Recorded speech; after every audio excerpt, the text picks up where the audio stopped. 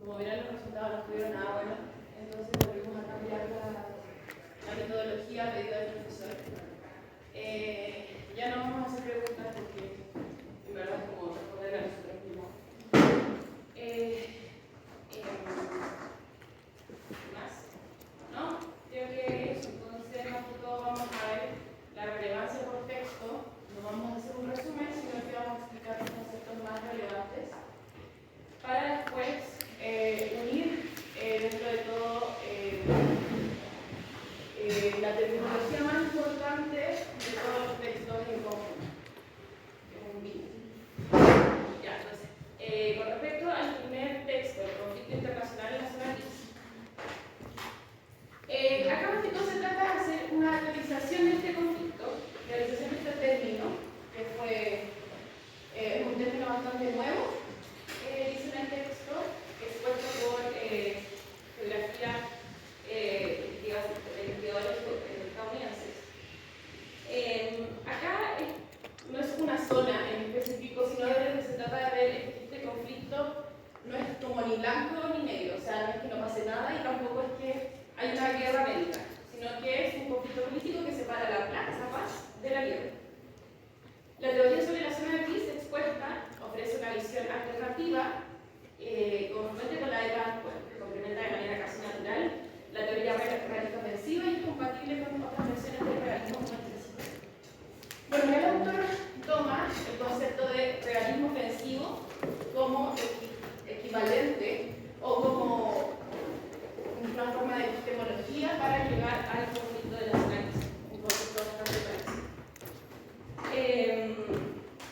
La zona gris, como primer concepto relevante, es un espacio intermedio en el espectro de conflicto político que separa la competición acorde con las pautas convencionales de hacer política, del enfrentamiento armado directo y continuado.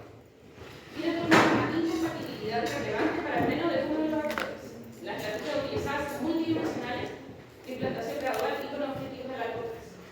O sea, más que todo ve lo que está pasando actualmente por un tema de que ya no es solamente un tema de guerra fría de una potencia contra otra, sino que ahora hay múltiples factores que hacen que esto no sea tan fácil como llegar y entrar en guerra, porque probablemente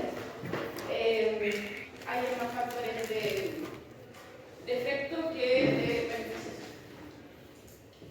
Otro concepto que toma acá importante, y ahora pues, con este concepto se puede explicar mucho más fácil lo que es el conflicto de los países, es el tema del realismo ofensivo. Así que en clase ustedes ya vieron esto y también vieron el realismo defensivo. El realismo defensivo, lo vieron con Irak, más que todo, supuestamente, es que usan una técnica de,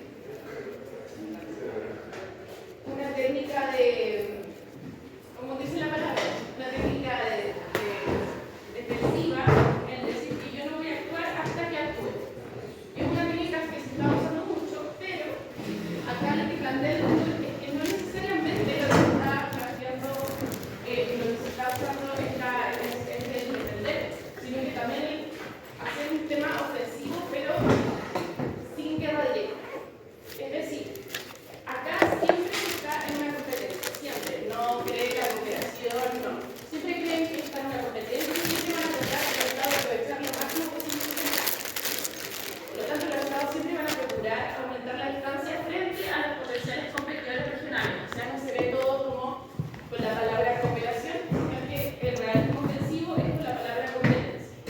Esto no necesariamente, como les dije anteriormente, tiene que llegar a una guerra, sino que simplemente puede quedarse en este intervalo entre que no pasa nada, pero a la vez estoy actuando de otra manera. Cuanto más poderoso es un Estado, más inclinado se sentirá a aprovechar su ventaja. Siempre van a buscar maximizar su poder. Lo habitual es que las potencias recurran a todo menos la violencia, frenando el ascenso de otras potencias que tratan de incrementar el poder a sus contables ceros mediante estrategias de disuasión y de contención, dando un paso atrás para que otros no suman el contrapeso, desplazando el resto de potencias de manera indirecta, aumentando el poder relativo propio sin asumir. Entonces, lo que más que dice el texto es un tema de que es una línea muy delgada, un límite muy delgado, de hacer que yo, siendo un Estado, estoy tratando de maximizar mi poder, como que finalmente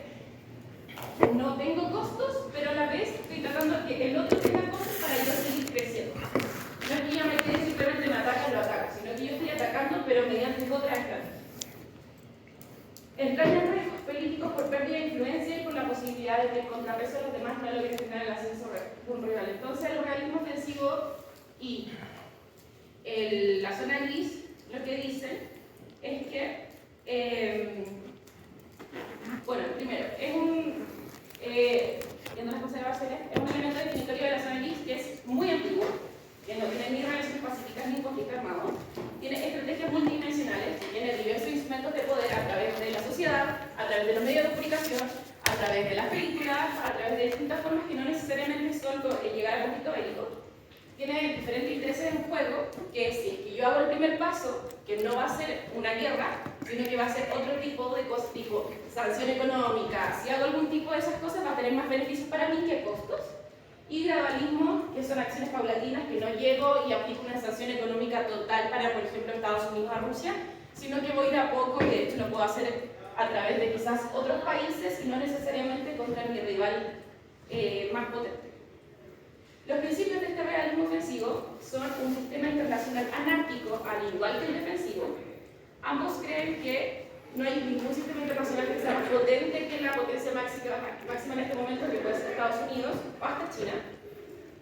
Una capacidad militar ofensiva, no se conocen las intenciones de los otros, la supervivencia lo tienen como un objeto básico y las grandes potencias son estrategas. La interrelación de esto agudiza la competición, que como dije anteriormente es permanente. Hay nuevas líneas de acción, que son 9, yo solamente acá puse 2 ejemplos, que son el hecho consumado o el slide salami, y las réplicas de estos lineamientos. ¿Por qué? Porque esto puede parecer una estrategia muy buena, que aplicar el realismo ofensivo a través de zonas grises, pero también hay puntos a considerar que, como no se sabe lo que está peleando el contrincante, uno puede jugar mucho a tratar de sobrepasar ese límite que quizá el otro diga, no, ya partimos bien, que es lo que mencionaban acá, que fue lo que le pasó a Hitler al tomarse Polonia, que finalmente Reino Unido y Francia dijeron, no, nosotros nos vamos a ir. Él creyó que Reino Unido y Francia no iban a actuar tan rápidamente, entonces acá como que más que todo dicen, con lo último que son las réplicas, de que no necesariamente esta estrategia puede salir bien, puede salir perfecta o puede salir muy mal.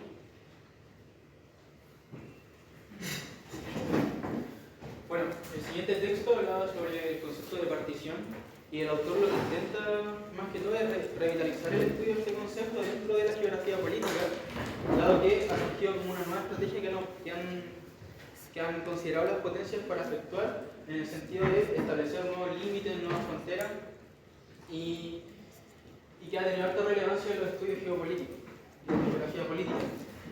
Como se puede ver en la relevancia, se aborda la práctica de la partición como un fenómeno central, tanto en el imperialismo histórico como en el contemporáneo, y a medida que el mundo entra en un periodo incierto, la partición se ha posicionado como una alternativa que podría regresar. Ahora bien, el autor destaca que este concepto todavía está dentro de la geografía política y los estudios de geografía política, dado que ha sido central en entender ciertos tipos de prácticas que han estado adoptando las potencias, como China, por ejemplo, en relación al mar meridional, y otras potencias en relación también a la ocupación de África y la repartición de África, pero que ha sido difícil de abordarlo dado que no hay una claridad en el sentido conceptual, no hay una definición clara, pero aquí se tratan como de hacer ciertas aproximaciones en relación a lo que puede comprender este concepto. Y también porque el estudio de la geografía política ha dado un giro donde ha pasado más desde el estudio de los límites fronterizos y la experiencia coercitiva hacia un vuelco de la experiencia de los pueblos. Entonces esto también ha dejado atrás el estudio de tal concepto.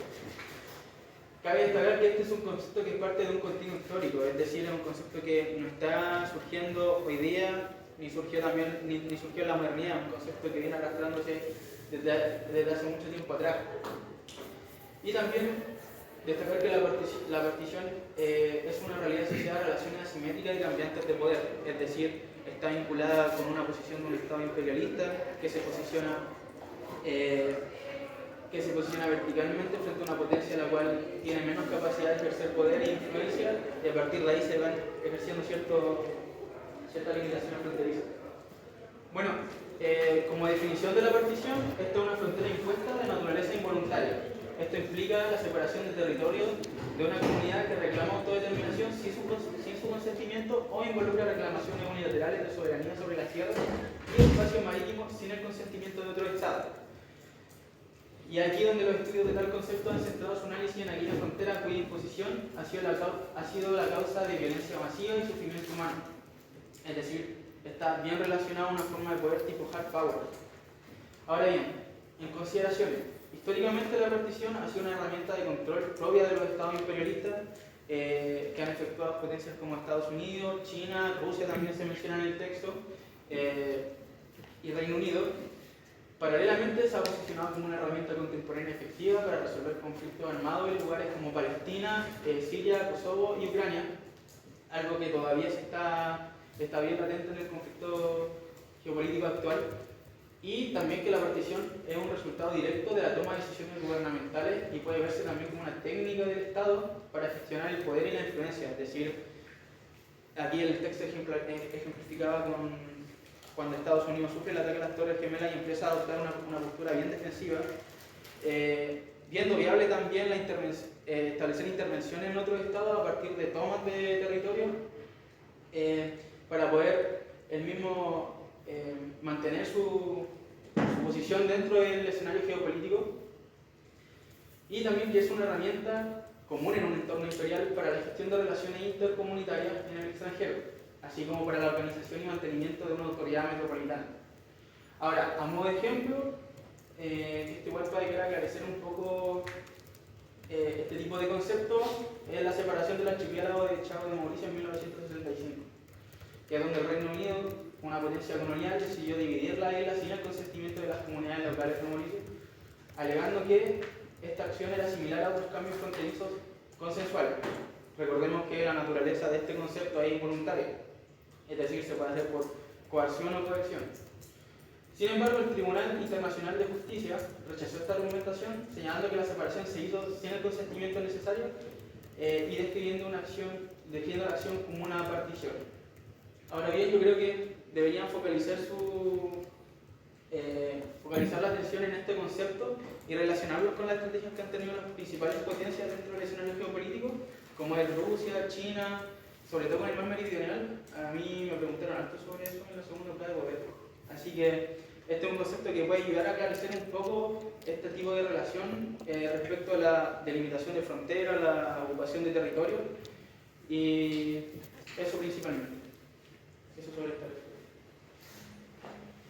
Ya, se me olvidó algo con respecto a algo que me acordé. Con respecto al conflicto en la zona aquí, que también cuando lean el texto repasen, acuérdense mucho de este mismo concepto de coerción y disuasión. Coerción tiene más que ver con el realismo ofensivo y disuasión con el realismo defensivo. Así que para que se acuerden y traten de ponerlo si es que les toca algo relacionado a esos textos o a esas teorías. Perdón, ¿era disuasión y coerción? Coerción y disuasión. Ya. El otro texto que la pueden encontrar bastante distinto a los otros, que era el tema de la geopolítica feminista, el cine y a través de francotirador americano. Lo que trata de hacer acá el texto es hacer un nexo entre la política exterior estadounidense y las percepciones públicas de los acontecimientos políticos dentro y fuera de las fronteras. Bueno, como concepto relevante, yo sé que acá no está tal cual como pasó en el texto anterior, pero sí es muy importante la relevancia que se le da al espacio y a la geografía imaginaria acá en las películas. En las películas, los medios de comunicación, bueno, especialmente en las películas, y como una forma ficcionalmente de persuasión para que lo está viendo, para el espectador, para que crean una ideología antes que la otra. Acá lo explican a través del francotirador, diciendo que finalmente lo que hace esta película es que nos deja ver que hombre blanco estadounidense es un héroe. Entonces, y eso es lo que hace a través de espacios imaginarios de tratar de acortar esta distancia entre el protagonista y yo, o el protagonista y el que está viendo la película, y haciendo que finalmente sea como cercano y sea alguien que uno tenga que admirar. Entonces se crea una geografía imaginaria donde las tierras extranjeras se convierten en sitios de consumo tanto en términos geopolíticos como políticos y económicos. Se busca lograr una distancia imaginaria entre el protagonista y el espectador. Esta película empieza con una geografía imaginada en un espacio desprovisto de derecho en Irak. Empiezan ya a buscar en nuestra cabeza ver, no sé, si han visto muchas veces las películas que ven a los mexicanos, y los mexicanos en México les ponen como si fuera prácticamente un sepia, le ponen como si fuese mucho más oscuro. O sea, ya tratan de verlo a través del espacio y a través de nuestra mente de que es algo totalmente más atrasado que Estados Unidos, que está lleno de colores, que está el Times Square, que muchas cosas como muchas más avanzadas que, por ejemplo, México. Acá pasa lo mismo con Irak. El paisaje enemigo en ruinas define el desempeño visual de lo social. Esto ilustra cómo las relaciones vista-lugar establecen las condiciones de posibilidad para un propósito político. En este caso, para ver que la democracia solamente es lo único que está bien, y la democracia estadounidense en específico es lo que está bien, y aparte ni siquiera es algo que decían es que sea algo que uno tiene que justificar, que las muertes que hace el francotirador es algo que uno justifique, sino que también lo celebre. Que uno diga, wow, qué impresionantes son los estadounidenses, son nuestros modelos así. El paisaje enemigo, estos espacios nunca son neutrales. Eso es importante, que los espacios imaginarios siempre buscan, a través de las películas o los medios de comunicación, buscan lograr un propósito, por lo tanto nunca va a ser algo objetivo. Y si tratan de ver que es algo objetivo, a través de la geopolítica feminista se puede ver que es objetivo a través de la mirada de un hombre blanco estadounidense. No es objetivo realmente. El encuentro sensato permite alterar la distancia creada entre el público y las intervenciones de política exterior en países extranjeros dentro de marcos cinematográficos. Los espectadores son agentes activos cuya recepción y reacción ante tales imágenes pueden moldear su compromiso político. Es verdad. No solamente aparte que si uno no está tan quizá, bueno, estamos hablando de general, pero personas que no están súper informadas, ve esta película y dice, ya son negros.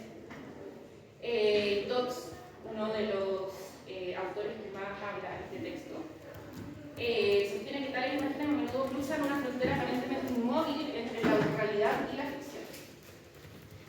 Entonces se puede decir, otro concepto, que hay un control biopolítico a la persona mediante el espacio imaginario. El paisaje salvaje y lejano se vuelve familiar y la intervención estadounidense reduce la distancia ideológica entre los espectadores y el escenario de la película, ya que Kyle, el protagonista, domina visualmente los paisajes. Asimismo, las imágenes muestran a Kyle y al enemigo al mismo nivel, es decir, a la misma altura, donde finalmente, cuando el protagonista mata al enemigo, se sugiere que Kyle es superior, pese a que no fue una pelea, una guerra, un combate fácil. Entonces, a través finalmente del espacio, lo que se trata de mostrar, lo que tratan de hacer es demostrarnos que Estados Unidos es más que cualquier otro país. Eso es lo que dice. Ahora, como dijimos, este texto es analizado a través de la geopolítica feminista, por lo cual una consideración a tener es que primero lo que dice la autora o las autoras que vieron esta película es que a través de la geopolítica feminista se trata de desafiar el centralismo estatal de la política global. Esta epistemología incorpora de la producción de conocimiento y las prácticas masculinistas de los estados militarizados. Hay una negativa, por lo tanto, a través del feminismo, de objetivizar y esencializar a los pueblos, desestabilizando las estructuras de masculinidad, dominación, marginación y violencia que se construyen y manifiestan dentro de él. La reinterpretación de estas películas proporciona el poder de dar voz importante a quienes han sido imponentes históricamente e ignorados también. Entonces se trata de sumar lo que requiere un compromiso geopolítico feminista que se pueda dar voz a los silenciados, no silenciados. Entonces, eso es lo que trata de hacer el texto. Trata de llamar a reinterpretar las películas y no verlas como una verdad única, sino que también como que acá atrás de ello hay una idea de persuasión y hay un propósito político y hay algún tipo quizá de objetivación hasta inconsciente de que todo lo que hace el hombre blanco estadounidense está justificado y está bien. Por lo tanto, lo que dije, hay una persuasión ideológica también, que no es coaccionada por parte de los espectadores, sino que se ofrece a través del poder afectivo, los encuentros multisensoriales y emocionales de la persona, de los espectadores de la película. Eso. Entonces, eso es lo que trata de reinterpretar la geopolítica feminista en esta película, y al final en muchas, porque esto solamente es un ejemplo de eso.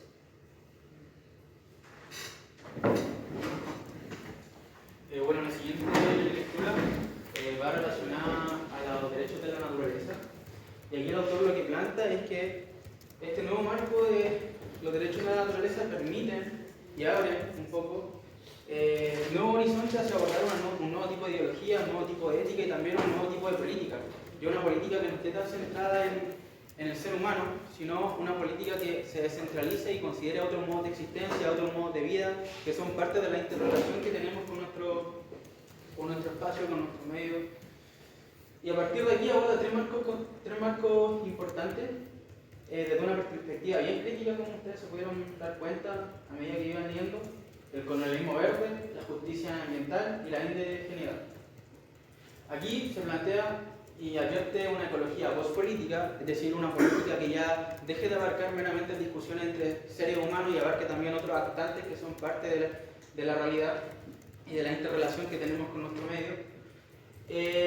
Como ya decía, que remite a una relación simétrica entre los seres humanos y la naturaleza, o los seres humanos y los no humanos también. Y en el marco de los derechos de la naturaleza, esto puede ser compatible con diversas perspectivas ideológicas y políticas. En realidad, un tipo de derecho que modifica y que trata de quitar esta idea antropocéntrica a partir de la cual se ha hecho la ciencia y se ha entendido también nuestra relación con las cosas. Más adelante habla de la dicotomía que existe entre el sujeto y la naturaleza. Y bueno, aquí también habla de que el movimiento que defiende los derechos de la naturaleza no es homogéneo, abarca una heterogeneidad de actores en diversos contextos geográficos y culturales, y también se dejan inspiraciones teóricas y horizontes normativos que desafían el carácter antropocéntrico del derecho ambiental. Bueno, en consideraciones previas, cabe decir que las sociedades modernas requieren una transformación ética profundamente, una transformación ética que abarque el reconocimiento y valor intrínseco de la vida no humana. Es decir, el ser humano debe reorientarse desde esta relación explotadora e instrumental que tenemos sobre la naturaleza hacia una nueva que honre la interrelación de la vida. Y aquí hay autores bien importantes que han referido a este tema, como Donna Haraway, Massey, Bruno Latour, Deleuze, y una problemática que está bien presente sobre todo en el contexto de cambio climático y calentamiento global, el cual implica repensar también nuestra forma de hacer política, nuestra forma de relacionarnos con otros seres que no sean solamente humanos. Y también la cuestión central de los derechos de la naturaleza es que si la naturaleza tiene derechos, ¿quién los defiende legítimamente? Y esto implica temas de gobernanza y temas normativos y jurídicos, que es algo que también que le da enfoque al texto. Ahora, introduciéndonos en el primer punto, que es colonialismo verde, se puede decir que ha existido una inclinación colonial en la historia del ambientalismo a preservar los llamados territorios prístinos, es decir, alejados de la intervención humana, como aquí lo que ha gestado esta idea del mito de la naturaleza salvaje. Es decir, aquí se pasa a reforzar una idea bien moderna, que es parte de la constitución de la modernidad también, que es esta dicotomía y esta fórmula de compromiso entre sociedad y naturaleza. Es decir, el ver a la naturaleza como algo inerte, inmutable, que más adelante vamos a ver que va a surgir otro tipo de idea que es, ya bueno, no interminamos la naturaleza, pero esto también es un producto de deshumanización de la naturaleza. Entonces, bien interesante porque lo que hace el capitalismo más adelante es incluir esta deshumanización de la naturaleza en los circuitos del capital y verlo como un espacio de recreación para aquellas élites que pueden acceder también a esto mismo. Como podemos ver, tal idea subyace del movimiento ecologista, instalando una epifanía romántica en los principios rectores del derecho ambiental estadounidense, y surge la idea de la naturaleza salvaje. Como podemos ver, deshumanización de la naturaleza, y se crean museos verdes, áreas vírgenes de la intervención humana, lo cual, como dije anteriormente, pasa a ser parte de los circuitos de producción del capital, y es bien interesante porque esto hace ver como el funcionamiento axiomático del capitalismo, que cada restricción pasa a verla también como una oportunidad, es hacer comprensible una contradicción, lo cual desecha un poco la idea marxiana hacia una mucho más amplia. En tal contexto, los derechos de la naturaleza deben articular las necesidades sociales y ambientales, considerando una interdependencia de las comunidades locales con sus ecosistemas. Y esto es romper la constitución moderna entre la separación de naturaleza y sociedad, entendiendo que en nuestra interrelación se han creado condiciones de cohabitabilidad que han permitido también la existencia múltiple de otros seres que no son solamente humanos. Y es de centrar esta imagen fija del ser humano, el cual posee esta razón privilegiada para conocer aquello que es inerte, que es inmutable, pero que en realidad no es así. Es algo que se co-crea con nosotros y es parte de las transformaciones que es parte del desarrollo que hemos tenido también, un desarrollo ya simbiótico, ya deja de segmentalizar ciertos movimientos. Bueno, el otro punto es la justicia ambiental. Y en este marco, los derechos de la naturaleza empoderarían a las comunidades por medio de diseños institucionales en la vanguardia de la lucha ecológica ante el saqueo corporativo. Como podemos ver, aquí hay una alta consideración en que si los cambios se quieren efectuar y quieren ser realmente efectivos, deben haber cambios en la estructura económica y en la forma en la cual producimos también económicamente nuestro espacio.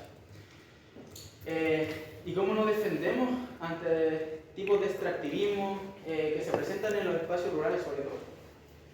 Ahora bien, el foco de los derechos de la naturaleza es combatir aquellas asimetrías de poder y favorecer a aquellos que están estrechamente vinculados con la integridad ecológica. Lo que se plantea son relaciones armoniosas y fructíferas entre las sociedades humanas y sus ecosistemas naturales.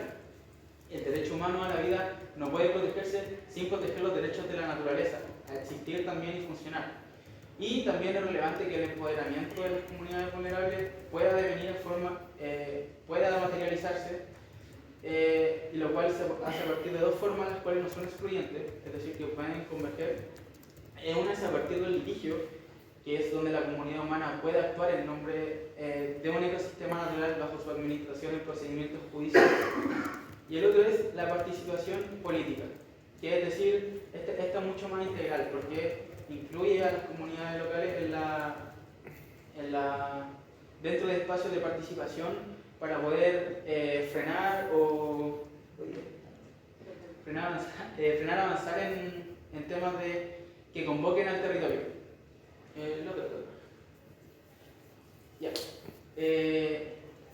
Como podemos ver, tal propuesta se basa bajo el supuesto de que las comunidades locales priorizarían el derecho de forma ecológica integral en pos de la industria extractivista, lo cual traen afectaciones serias a los ecosistemas.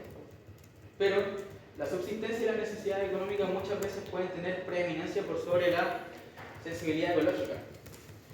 Y esto evidencia también los derechos de la naturaleza, dado que un marco legal efectivo para la justicia ambiental debe ir acompañado sí o sí de cambios socioeconómicos. Y eso es lo que más destaca el texto. Es decir, parte del discurso también es importante, pero esto tiene que tener materialidad en la forma en la cual nosotros nos producimos y producimos en los espacios. La siguiente. Y bueno, el otro punto, que es uno de los que considero más donde el autor se detiene un poco a explorar bien a profundidad esta idea, son las referidas a las comunidades indígenas. Aquí se plantean, distintas perspectivas, donde los saberes de las comunidades indígenas también han contribuido como una fuente de inspiración para los derechos de la naturaleza, donde las cosmovisiones de estos grupos pueden proporcionar poderosas enseñanzas sobre el entendimiento de esta relación entre el sujeto y su medio, pero se debe tener cuidado, y aquí es donde el autor también señala que no se deben realizar afirmaciones absolutas que contribuyen a la esencialización de los pueblos indígenas como precivilización y premodernos que viven en perpetua armonía con su entorno. Es decir, esencializar es como darle a los pueblos, quitarle a los pueblos esa posibilidad de cambio, esencia va a eso. Es decir, en dejarlos dentro de marcos fijos, donde ellos prácticamente van a seguir una relación totalmente armónica con su medio, lo cual puede ser, pero no puede ser. Pero también es como obligarlos a estar dentro siempre de ese marco. De hecho, más adelante el autor lo va a desarrollar más. Entonces, Existe un riesgo, a partir de lo anterior, de hacer que las comunidades indígenas sean guardianes salvajes de la naturaleza y presionados desde una lógica evidentemente occidentalista de esencializar a esta comunidad con su entorno, reforzando este tipo de narrativas que en realidad es lo que trata de romper y quebrar los derechos de la naturaleza en el texto.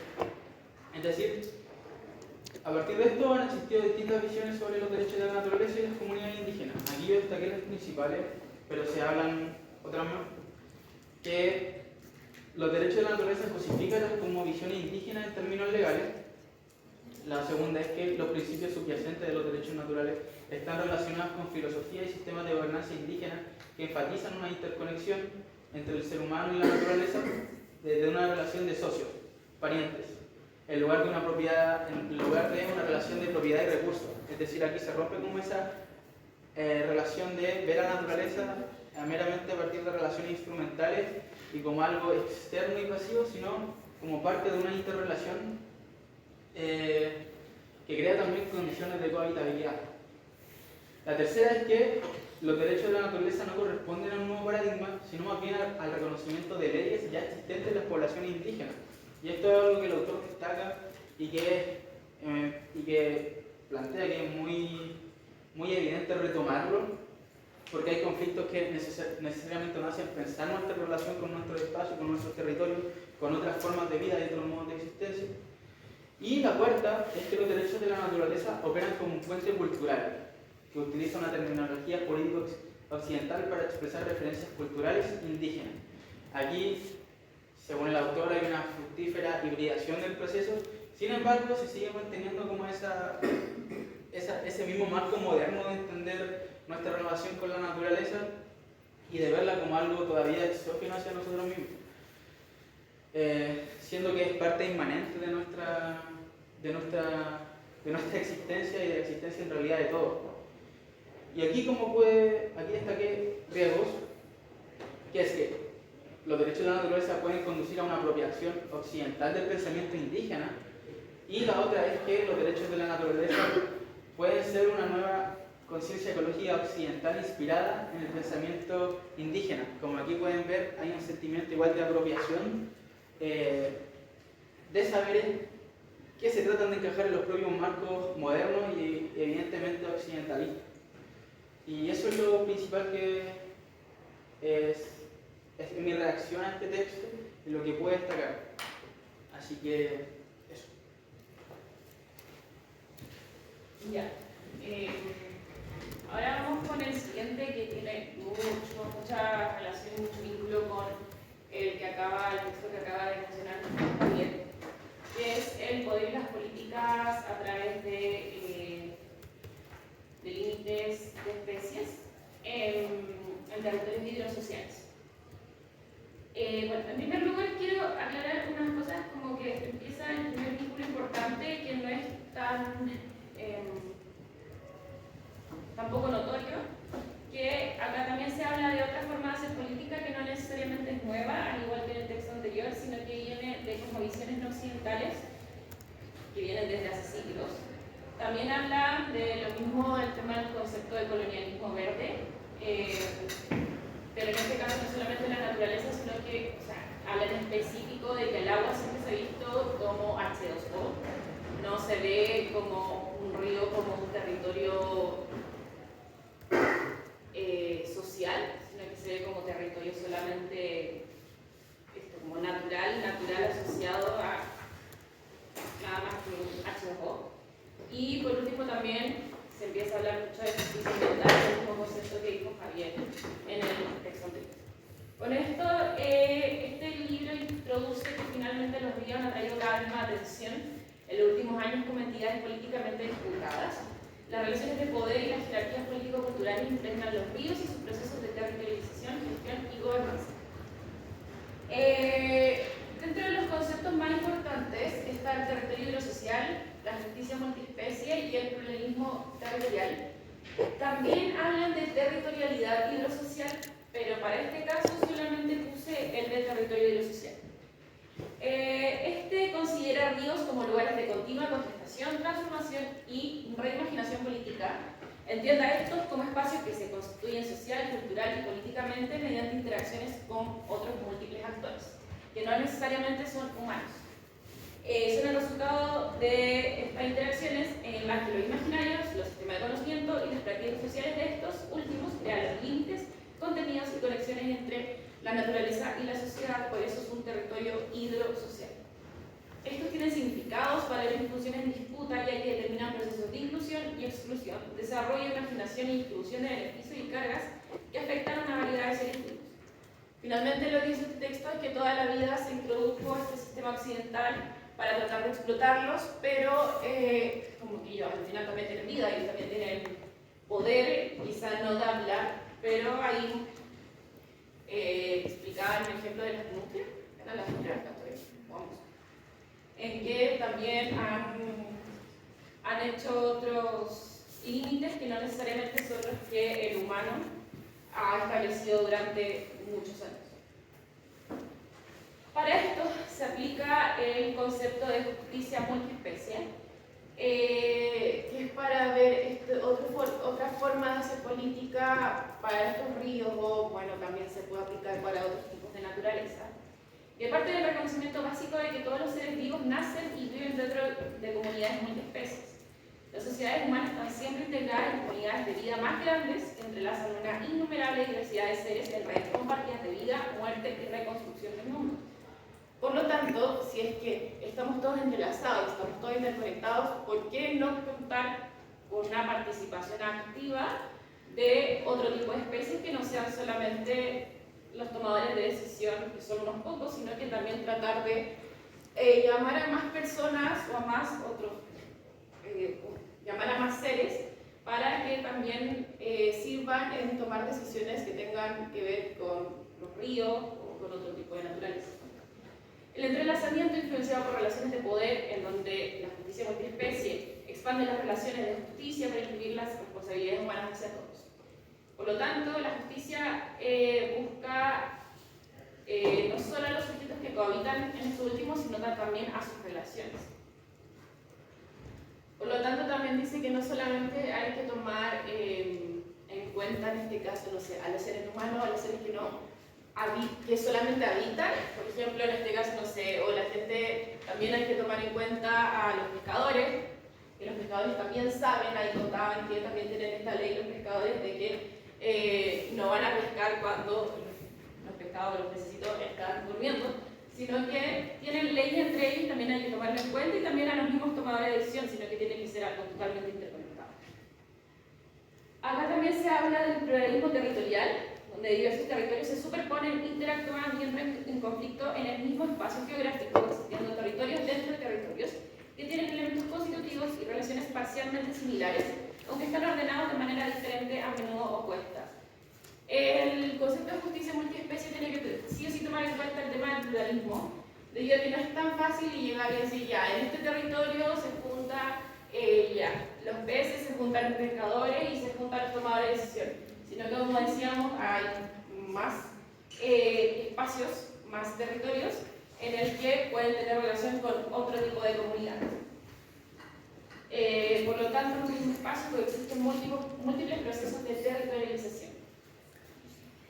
Al igual que en el texto de Javier, también se habla de los derechos de la naturaleza y también se habla de los nuevos movimientos por la justicia del agua, el NWJMS, que tiene que ver, son nuevas ontologías, nuevos grupos que son dedicados a la justicia del agua, de la naturaleza, que han surgido en las últimas 2 décadas, como movimientos para la defensa, conservación y restauración de los ríos a nivel local, nacional e internacional. En consideraciones, por lo tanto, los seres humanos también se ven constantemente impactados por las relaciones de poder, desde los de más arriba, por procesos de político y jerarquías que a menudo son liderados por grupos específicos de humanos dentro de las economías políticas dominantes. Los temas de conservación y restauración de ríos significaría con seres humanos en la defensa y la revitalización del territorio, y aquí también contar el caso de Países Bajos, que están tratando de redimir lo que han hecho por 500 años, que finalmente darle el mismo territorio a los mismos seres no necesariamente humanos, y están tratando de hacerlo a través de otro tipo de política, preguntándole a otro tipo de personas, y tratar de hacerlo quizá de toda esta forma más que reúna a todos y que no solamente sea a los pocos.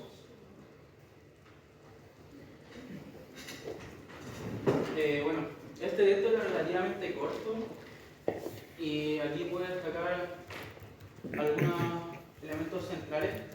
Lo que se trata en realidad es de analizar la relación entre la propiedad psicológica colectiva de diferentes territorios y el apego al lugar en relación a un contexto de refugiados que hablaba específicamente de los inmigrantes ucranianos en Varsovia. Ahora bien, el texto lo que trata de hacer es comprender el impacto y actitudes hacia los inmigrantes en tres niveles, en tres escalas: a nivel vecindario, ciudad y país. Desde dos posiciones, una desde la propiedad psicológica colectiva y otra desde el apego al lugar. En segundo punto, tenemos que la propiedad colectiva, ya dentro de los elementos que la conforman, está atravesada por un sentido de control, de exclusividad, de identificación con el grupo, de una variabilidad según la escala del lugar, y el autor señala que tiene una dimensión un cuanto más oscura al vincularse como con el concepto de propiedad. Y en otro sentido, el apego al lugar va más al vínculo emocional que tiene el sujeto con su espacio. Y este concepto es más general, que no tiene implicaciones necesariamente en el sentido de control y propiedad, sino una conexión más afectiva que puede vincular comportamientos para el bienestar de la comunidad. Y el autor, a modo de tesis, lo ve como una dimensión más positiva. Ya en los resultados, se puede ver que en el vecindario existe una relación positiva en el recibimiento de refugiados ucranianos con una actitud del residente acogedora. Eso a nivel y escala de vecindario. Ya en ciudad y país se observó una tendencia negativa, especialmente en el nivel de país, donde las personas tienen una fuerte sensación de desconfianza hacia los inmigrantes y tienden a ser menos acogedoras. Y ya en las necesidades psicológicas, que es otro punto también que elabora el autor y de lo cual obtiene también resultados, es que las necesidades de poder presiden la propiedad colectiva del vecindario, mientras que la necesidad de autonomía de la propiedad de la ciudad, mientras que la necesidad de autonomía la propiedad de la ciudad. Y se destaca una preeminencia de visiones políticas conservadoras que también tuvieron impacto en la distinta escala a partir de la cual se hizo el estudio. Ya en la discusión que se tuvo, se puede decir que la propiedad psicológica colectiva es un constructo bien complejo, el cual es difícil de teorizar, dado que las implicaciones pueden ser tanto positivas como negativas para las relaciones intergrupales. Y esto depende fundamentalmente del contexto y de la escala, como lo pudimos ver anteriormente, donde a nivel vecindario había un recibimiento más acogedor, pero ya a nivel ciudad, a nivel país, la tendencia ya hacia un poco alejarse de recibirlo y también influenciado por la preeminencia ya de tendencias de derecha dentro de estos territorios y de esta situación. También los lugares con fronteras menos definidas, como los vecindarios, tienden a desarrollar actitudes más intrusivas, lo que puede explicar por qué la propiedad del vecindario se asocia a una mayor aceptación de los refugiados, y esto es bien importante de considerar. Y en relación a la influencia de la identidad y la residencia, estos son importantes para la propiedad del vecindario y la ciudad, pero no para el país, donde empiezan a jugar otros factores como la educación y las creencias, y también las políticas, dentro de la actitud que tienen las personas hacia este fenómeno de inmigración. Y ya en síntesis, se puede comprobar la tesis del estudio, es decir, la propiedad psicológica colectiva y el apego al lugar son constructos distintos, con diferentes efectos sobre la actitud hacia los inmigrantes en sus distintas escalas. Se sugiere que también las intervenciones diseñadas para mejorar la actitud hacia los inmigrantes deben considerar la escala del lugar a partir del estudio que se hizo, y también la naturaleza de la propiedad psicológica colectiva, es decir, cómo dependiendo de la escala se empieza a generar un tipo de actitud distinta, a diferencia ya de escalas que son mucho mayores y que involucran más personas, que no necesariamente están tan vinculadas como en un sentido de vecindario. Paralelamente, una estrategia efectiva para promover en un sentido de comunidad de vecindario es fomentar la aceptación de los refugiados. Y eso es fundamentalmente lo que se habla en el texto y lo que se puede destacar también. Y bueno, relevante que consideren cómo cambia la actitud de acuerdo al nivel de escala. Esto es sumamente fundamental porque cambia también el sentido de relación que tienen, el sentido de relación que tienen las personas es muy distinto al sentido de relación que tienen ya a nivel de escala mayor. Entonces, se puede ver cómo ya la relación, que puede ser un poco más vinculante, un poco más cercana en los vecindarios, puede tener actitudes más positivas, a diferencia ya de escalas mayores donde las personas quizás no están tan conectadas, interrelacionadas, ya sea a nivel ciudad o país. Eso. Ya, por último, el último texto también era muy cortito, que era Competencia Latinoamericana por el futuro del cambio climático. Es súper corto, tiene que ver con que acá se sostiene que la cooperación es preferible, obviamente la cooperación estratégica de estos dos países, pero se cree o se está viendo una teoría de que la competencia geopolítica puede llegar en algunas circunstancias a ser útil para la acción climática. Este concepto solamente sería la competencia climática geopolítica, que se refiere a un enfoque de participación en el cambio climático o crisis climática, y otras cuestiones en el que el intercambio y el diálogo son esenciales, pero el objetivo de la interacción es garantizar que una parte gane más que la otra, en lugar de equitativamente como un marco de cooperación. Si la competencia entre estos dos impulsa a ambos a invertir en investigación y desarrollo de tecnologías limpias avanzadas, podría ser útil y no perjudicial para el clima. Acá hablan como la cooperación, tienen acuerdos de cooperación entre China y Estados Unidos que no se han cumplido, más que todo porque ninguno de los dos países está dispuesto a bajar sus emisiones. Y estos son los dos países que más emisiones negativas dan hacia la atmósfera, etc. Entonces, lo que finalmente se discute acá es que si la lógica de cooperación es sólida, su legado es mixto cuando se trata de impactos tangibles, no necesariamente es bueno. En cambio, se cree que si ponen a estos dos países a competir, por cuál finalmente ayuda realmente al cambio climático, aquí sí puede ser útil porque ahora sí se está llegando a algo, porque sí, como que los dos compiten y dicen, no, China ha ayudado más, no, Estados Unidos ha ayudado más, van a quedar mejor hacia el resto del planeta y van a tener más credibilidad hacia el resto del planeta, por lo tanto, si es que llega a haber una real competencia geopolítica por el clima, puede llegar a ser más útil, pero hay que estudiar estos casos de manera más profunda, holísticamente, eso sí, en el sentido de que también hay que analizar otros casos, no solamente los casos de China y Estados Unidos, pero hasta ahora esta afirmación podría ser útil en el sentido de la investigación, el desarrollo de tecnología y el tema de las bajas emisiones. Eso. Ya, por último, esto es muy corto. Los vínculos entre todos los textos anteriores pueden tener algunos conceptos que son vinculantes. Primero podría ser, obviamente, todos los textos, los 7 textos hablan sobre dinámicas de poder. Las relaciones de poder, su lineamiento estratégico, ya sea en el ámbito de medioambiental o ya sea en el ámbito de potencia o ya sea en el ámbito de competencia geopolítica, pero siempre se habla de relaciones de poder y su lineamiento, entonces tienen que manejar bien estos conceptos, vinculando las dinámicas de poder. También se subraya la importancia de la cooperación geopolítica para prevenir conflictos y la importancia de las diferentes epistemologías y enfoques nuevos dentro de esto. Las nuevas formas de hacer política, que hablábamos en los últimos 2 textos, y también aplicar nuevos enfoques a lo que siempre se ha creído de lo que está bien. Porque, por ejemplo, viendo el último texto, súper simple, siempre se cree que la cooperación es lo mejor. Sí, pero si la cooperación no funciona para que 2 potencias puedan llegar a tratar de bajar las emisiones, hay que quizás no tomar lo que siempre se cree que está bien, sino que tomar otro punto de vista como la competencia para poder llegar al fin, o el objetivo, que es bajar las emisiones. Las representaciones simbólicas, las diferentes percepciones afectan las estrategias políticas y militares, y es como lo que se veía en el caso del cine, de lo que hablábamos del tema de la geopolítica feminista, y de cómo trata Hollywood de persuadir al espectador a través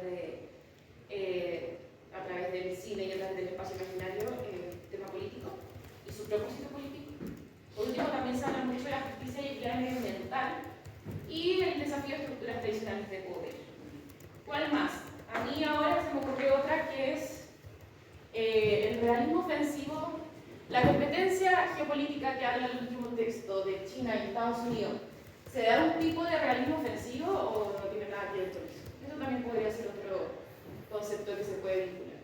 No sé qué otro más se lo ocurre a ustedes o Javier, aparte del que ya habíamos hablado. Otra relación y vínculo que también bien sustantivo en todos los textos es adoptar este nuevo enfoque relacional que han tenido los estudios geográficos desde la geografía política hacia otro tipo de geografía también, ya no tomarlo todo segmentariamente y poniendo al ser humano como en una posición privilegiada, en una imagen fija, sino también empezar a considerar que existen otros actores dentro de nuestro espacio, de nuestra realidad, que también habitan con nosotros y que interexisten con nosotros. Entonces, si se pudieran dar cuenta, en gran parte de los textos se da relación a adoptar nuevas teorías, las teorías feministas, adoptar teorías relacionales también, que necesariamente implican una reconsideración epistemológica de cómo nosotros pasamos a entender también conceptos como espacio, como territorio, como escalas, y considerar que existen relaciones que no solamente se dan entre seres humanos, sino también entre otro tipo de espacios que juegan un papel importante en la configuración de las dinámicas geopolíticas, como pueden ser los hidroterritorios. Un hidroterritorio considerando el agua como un actante fundamental en las relaciones que establecen las distintas potencias, dentro también del escenario geopolítico actual. Entonces yo puedo destacar como ese vínculo entre los textos, y eso fundamentalmente. También eso, dar como un enfoque más relacional a cómo entender los distintos conflictos, ya no desde la esfera del antropocentrismo, sino también que existen otras formas, otras existencias que son más que humanas también, que son parte de la configuración de la política y pensar una nueva política, y que ya no enfoque solamente a discusión entre izquierda, derecha, seres humanos, sino también que empiece a considerar otros modos de existencia que también son parte de los derechos de la naturaleza, que son parte también de nuestra cohabitabilidad también en los territorios, y eso. Creo que el profe también trató de poner estos textos como para que no se viera todo también tan blanco, tan negro, esto es tan objetivo, esto así, la guerra, esto no son solamente hechos, sino que también ahora se trata de ampliar un poquito la vista a que no lo que quizás siempre nos ha enseñado lo que está bien, sino que hay un montón de cosas, hay un montón de colores grises y una variación dentro de estos colores grises, que no es todo tan blanco y tan negro y tan solamente Estados Unidos, China y uno está bien, otro está mal, sino que hay un montón de cosas al respecto, y los mismos países también están aplicando, como estamos hablando de lo del conflicto de la zona gris. Los mismos países están aplicando nuevos lineamientos estratégicos y ya no son tan simples. Sí. Y también se han aplicado toda la vida, solamente que ahora están preocupando más en seguir aplicando esta línea. Y más que enfocarse en el fenómeno en sí, es como ese foco ya en el en lo que pasa dentro de este fenómeno, y ya no ver el fenómeno como una cosa hecha, como una cuestión de hecho, sino como puntos de interés donde en el proceso de ese fenómeno ocurren muchas cosas, participan muchos actores, se involucran otros también tipos de existencia, se involucran un nuevo tipo de consideraciones, que igual es importante destacar. Más que fijarse en el fenómeno en sí, es fijarse en, bueno, qué pasó en el ente, en el proceso. Así que eso se puede destacar. No sé si alguno tiene alguna pregunta, o algo que se le ocurra otro vínculo entre los 7 textos y la materia de clases también. Lo que habíamos dicho quizás del mismo realismo defensivo de Gard. O bueno. Si no, eso, cualquier cosa nos dicen. Tengo una duda respecto particular a los textos que tienen que ver con que tienen relación con estas propuestas teóricas de entender el territorio de otra ontología, de otra epistemología más relacionales, como lo podemos vincular súper estratégicamente con las preguntas que se presentan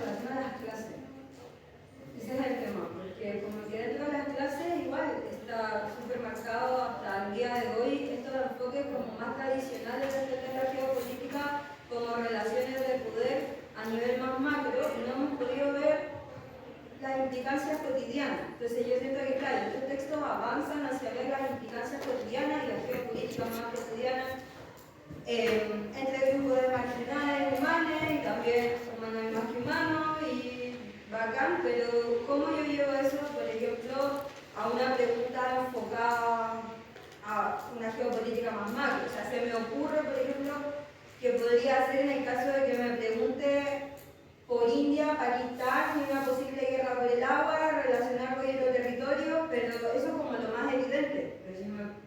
Y claro, y lo otro como la estrategia china, por ejemplo, que aparecía en un texto de la plan anterior, que China está aumentando su producción en torno al cambio climático y a tecnologías verdes para poder disputarle eso a Estados Unidos. Pero si no son esos dos casos, honestamente, no sabría qué hacer, justamente porque en las clases hemos estado como muy enfocados en eso más macro y de repente estos textos son súper relacionales, súper de micropolítica y de relaciones a espacios cotidianos. Entonces ya como conceptos como para este ejercicio especulativo sin que se vea como tan separado. No sé si se entiende la pregunta. Sí, yo creo que, bueno, las preguntas del profe igual son súper específicas. La mayoría de las veces, igual alguna vez me tocó como explique geopolítica, completo, así que la mayoría de las veces. Pero, primero, responder lo que preguntan, siempre. Que creo que es la queja que tuvo el profe de la última prueba, de que respondía mucho más allá. Es verdad, responder lo que preguntan, si se puede hacer una crítica mejor. Y ahí mismo tratar de ver si es que se puede hacer alguna relación. Para dar un ejemplo, no sé, podría ser. No se me ocurre ejemplo ahora. Por ejemplo, Pero el tema es que si no se puede, no hacerlo.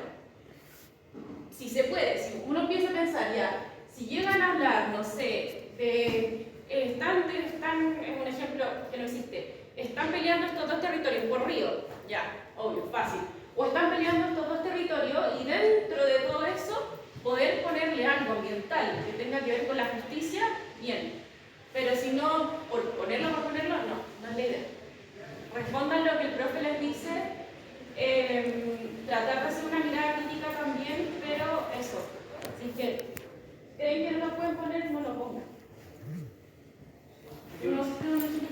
Yo creo que igual hacer como esta relación puede verse también desde el rol que cumple el mar, como en la conexión con ciertas potencias, el rol que cumple ciertas posiciones estratégicas, ciertos territorios como puntos pivot, a partir del cual se tejen también otras relaciones, otros vínculos, y empezar también a ver, no sé, otro tipo como el oro, el cobre, el litio, por ejemplo, que son actantes que están ahí cuando uno crucial en las relaciones que tienen las potencias también geopolíticas. Pero yo pienso que la geopolítica, igual, siempre, más que la geografía, ha tenido siempre una base en entender todo relacionalmente. Más que la geografía propiamente tradicional. Pero igual, pensarlo desde, evidentemente, esa las ontologías relacionales, implica quizás verlo desde esa manera, de considerar ya, bueno, qué rol cumple el mar dentro de esto, qué agencia tiene también en las relaciones que surgen, o qué agencia tiene, no sé, este tipo de frontera dentro de la relación que tienen también otras naciones y otras disputas también. Es como verlo en ese sentido de agencia, ese agenciamiento a partir del cual se producen cierto tipo de relaciones, a partir de ahí. Yo creo también que hay otra cosa que se decía en el texto del conflicto en la zona gris, que era, ahí hablaba mucho de relación y de la nueva forma de ver estas nuevas teorías. Y acá mismo se explica el tema de Irak, el tema de Estados Unidos, el tema de realismo ofensivo, y ahí mismo con el mismo conflicto en la zona gris, ahí uno puede poner mucho más relación. Entonces yo creo que hay solamente que hay que buscar bien. Entonces hay que pensar quizás los 7 textos, decir ya, quizás, no sé, quizás si me preguntan por ir a Estados Unidos no me sirve de nada poner los hilos territorios, pero quizás sí me sirve, y me sirve mucho poner el conflicto nacional. Entonces ahí quizás relacionarlo. Esto mismo, el hilo territorio, el texto que leyó Javier, justicia ambiental, no, pero el conflicto nacional sí. Entonces ahí tratar de relacionarlo. Entonces sí, siempre yo creo que se va a poder y el profe va a tratar, y si no, Yo tenía una... Creo que fue ayer. Ah, ya. No estaba Ah, ya. No, bueno, igual era más o menos, iba más o menos algo parecido a lo que decía la compañera, que gran parte de la materia está como enfocada, tiene un enfoque bien estadocéntrico, pero igual el profesor me acuerdo que había explicado en una de las primeras clases que el enfoque en general del curso iba a ser como una geopolítica crítica, y como que eso, por eso como que buscaba que vinculemos estos temas como de geopolítica más relacional con la geopolítica de los estados principalmente. Y... no sé, y a mí lo único que se me ocurre, por ejemplo, cómo podríamos incluir el concepto de hidroterritorio a propósito. Por ejemplo, podría ser los estados, el caso de estados ribereños de un río, un estado puede estar río arriba y otro río abajo. Sí. Por ejemplo, creo que pasa en el Nilo y en este río, en el Mekong, en el que corre en el sudeste asiático. Sí. Eso puede ser. Sí, sí, perfecto. Sí, en realidad ese es el enfoque, en ver cómo ya no son las relaciones humanas como lo que tienen preeminencia dentro de relaciones sociopolíticas, sino también que otras agencias, otro tipo de formas como no humanas. O como China controla el Tíbet, por ejemplo, es como controla, claro, como controla el Tíbet, puede controlar como tiene una influencia hidropolítica, no sé, sobre todos los países que están que están río abajo de los ríos que nacen incluyendo todos los ríos de la India, todos. Eso. Perfecto. No sé si alguien tiene alguna duda más. Como con lo mismo de los textos de sustentabilidad, cómo relacionarlos. Porque los demás igual uno puede encontrar algo como ya lo de la frontera como imperialista, como tiene súper relacionar, o bueno, el de la zona gris súper relacionable, o no sé, el de feminismo que igual era sobre el realismo o soft power y así, pero con los de sustentabilidad eso sí que no tengo idea cómo relacionarlos más allá como de lo que decían sobre como territorios como geográficos, pero más que eso, así como el tema de como los actores e incluir como en la toma de decisiones y todo eso, como no sabría cómo relacionarlo más allá de hacer como una crítica misma en la pregunta y decir como bueno, deberían como no sé, incluir más actores y como cosas así, no sabría cómo responder directamente. Y yo creo que te van a preguntar, si tienes que ponerlo, te van a preguntar algo relacionado con sustentabilidad, con medio ambiente, con cambio climático, te van a preguntar. Y si no, no lo pongas por ponerlo, no pongas el de texto para que se sepa qué usar. ¿Entiendes? Te van a preguntar por un río, te van a preguntar por la naturaleza, te van a preguntar por los derechos de la naturaleza y algo, y ahí tú vas a poder meter, pero depende. Por eso yo creo que es que te preguntan. Se me hace muy difícil relacionar porque la mayoría de los temas como así solo leyendo el título, como que yo dije porque estamos leyendo esto y de hecho creí que me había equivocado de curso, como entonces No, sí, el profe ha hecho eso ya 4 cursos lleva y son preguntas que le va a tocar a alguien en específico, puede ser que a 30% del curso te van a tocar preguntas relacionadas con el medio ambiente, con la relación, o te van a tocar cómo puedes relacionar esto con esto, pero no trates de ponerlo así que no está dentro de la pregunta. Si te preguntas solamente de China, Estados Unidos y no tener relación con los hidroterritorios, no te preocupes por tratar de relacionar con el examen. Eso quiere decir algo. Pero por ejemplo, si te lo piden, pueden hacerlo, trata de abordarlo como de la forma, de la estrategia de economía que han tomado estos países y cómo también existen otras presiones en las formas que producen también. Como que al entrar China, por ejemplo, en un territorio tiene que supeditarse a ciertas estrategias que no pasen a dañar otro ecosistema. Entonces tienen que adoptar otras formas de producción que son más verdes, que son más acá. Entonces eso igual se refleja con la justicia ambiental, con...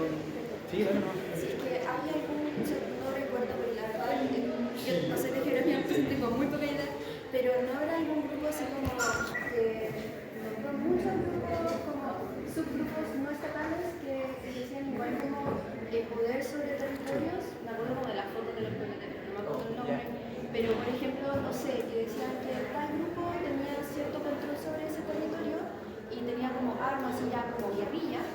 ¿No habrá algún grupo que tenga así como, no sé, que esté peleando por ese territorio porque ese territorio es importante, porque tiene como, no sé, una conexión religiosa, y esté protegiendo, como, no sé, justo ese río, esos árboles? ¿No hay un ejemplo que se sepa? Por ejemplo, no sé, pero por ejemplo, relacionado pero en el Medio Oriente en general. Sí, generalmente siempre van a buscar preservar como estos espacios y abordar como la no intervención de estas potencias como en estos territorios. ¿Puedo tomar estos textos de sustentabilidad como tirados más como algo cultural, así como, no sé, estas ruinas del millón antes de Cristo, y ahí se basa su religión entera, Sí, y sí. que quieran intervenirlo, también cuenta como parte de los De hecho, abórdalo desde la biocultura. Ese es un concepto que te permite integrar como... Del biopoder. Y lo otro, si es que no puedes abordar quizá el mismo responsabilidad desde el medio ambiente en sí, trata de abordarlo quizá desde la epistemología. Por ejemplo, no sé, el tema de la justicia estaba abordado desde nuevas formas de hacer política. Entonces quizás no tienes que hablar realmente de los microterritorios, pero puedes hablar, no sé, de las nuevas formas de hacer política.